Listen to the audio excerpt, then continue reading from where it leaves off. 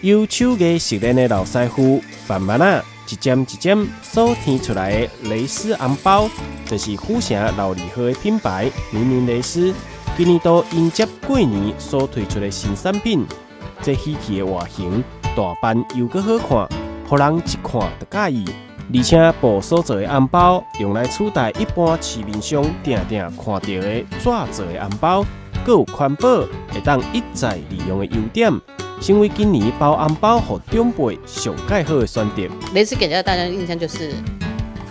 西方的东西，可是我们一直希望在创作上是能够突破东西方，能够做结合，有一个连结的所以在这个当中，我们其实就从去年就一直在讲说，怎么把红包这个东西跟我们的蕾丝结合。那所以去年推出的是纸的蕾丝的那个红包袋，那可是今年我们讲说，我们要每年要更加的突破创新，所以今年设计在这个方面就重新思考，把中国的我们那种很中国味的缎带布，加上我们的蕾丝，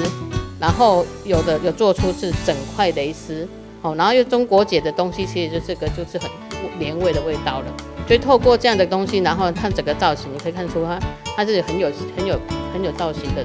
蕾丝包。然后第二个是希望能够达到环保的作用。这个蕾丝的东西，那个红包袋它是可以重复使用的。以前的纸红包是包过1年就丢了，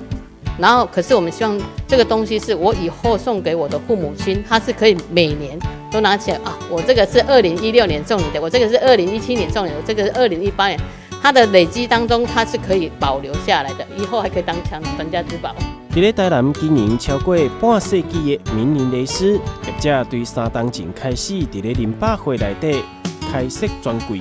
目前已经慢慢转型调向文创的方向，以创意来创造更大的市场。这款上新型的蕾丝红包，在08会明林蕾丝专柜也买得到。台南新闻网1号采访报道。